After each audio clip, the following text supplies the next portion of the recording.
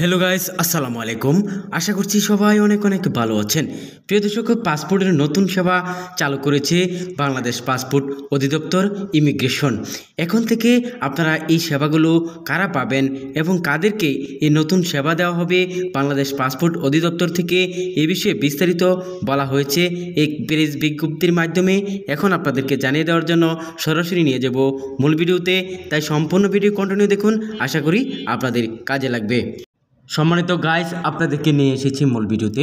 আগামী বুধবার থেকে প্রবাসী বাংলাদেশিরা ই পাসপোর্ট ডেলিভারির SMS সুবিধা পাবেন বলে জানিয়েছেন প্রধান উপদেষ্টার ডেপুটি প্রেস সচিব আবুল কালাম আজাদ মজুমদার।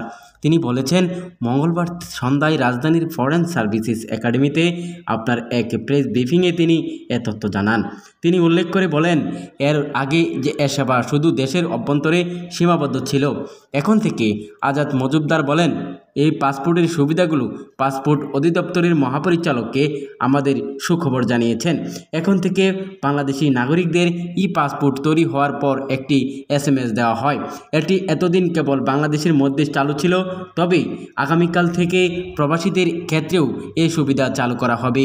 পাসপোর্ট অধিদপ্তর থেকে বলা হয়েছে, পাসপোর্ট প্রস্তুত হলে অনেক আবেদনকারীর নম্বরেই SMS চলে যাবে, যা প্রবাসীদের হয়রানি কমাবে বলে আমরা মনে করি এবং আশাবাদী।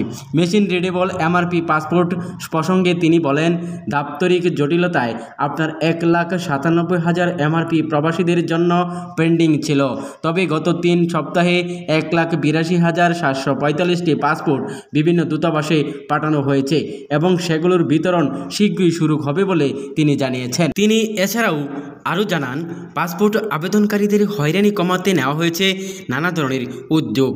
দালালমুক্ত পাসপোর্ট সেবা নিশ্চিত করতে আউটসোর্সিংয়ের মাধ্যমে কিছু প্রপার এজেন্ট নিয়োগ দেওয়ার সিদ্ধান্ত নিয়েছে পাসপোর্ট অধিদপ্তর। তারা আবেদনকারীদের সঠিকভাবে সহযোগিতা করবে এবং যা দালাল চক্রের কার্যক্রম অনেকটাই বন্ধ করবে বলে তারা জানিয়েছেন।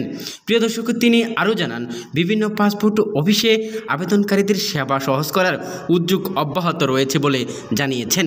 প্রিয় দর্শক, কথা হচ্ছে, আপনারা যারা এখন বর্তমানে প্রবাসে রয়েছেন, আপনাদের ই পাসপোর্ট তৈরি হওয়ার পর অথবা MRP পাসপোর্ট তৈরি হওয়ার পর যদি আপনি একটি মোবাইল নাম্বার দিয়ে থাকেন আবেদনের সময় অথবা কাগজপত্র জমা দেওয়ার সময়, আপনি সেই মোবাইল নম্বরে একটি SMS পেয়ে যাবেন। এখন থেকে যারা প্রবাসী রয়েছেন, লাইনে দাঁড়িয়ে পাসপোর্টের জন্য আপনার এম্বাসিতে বা দূতাবাসে গিয়ে আপনার অপেক্ষা করতে হবে না, আপনি শীঘ্রই SMS পাওয়ার পর পাসপোর্টটি হাতে পেয়ে যাবেন। প্রিয় দর্শক, পাসপোর্টের এই নতুন আপডেট নিয়ে আপনাদের কি মতামত কমেন্টস করে জানাতে পারেন। প্রিয় দর্শক, আজকে এখানেই শেষ করব। পরিশেষে বলতে চাই, এরকম নিত্য নতুন আপডেট পাওয়ার জন্য চ্যানেলটি সাবস্ক্রাইব করে সঙ্গেই থাকবেন এবং ভিডিওতে একটা লাইক দিবেন এবং ভিডিওটা শেয়ার করে দিবেন, অন্যদের দেখার সুযোগ করে দিবেন। প্রিয় দর্শক, আজকে এখানে শেষ করছি। আসসালামু আলাইকুম।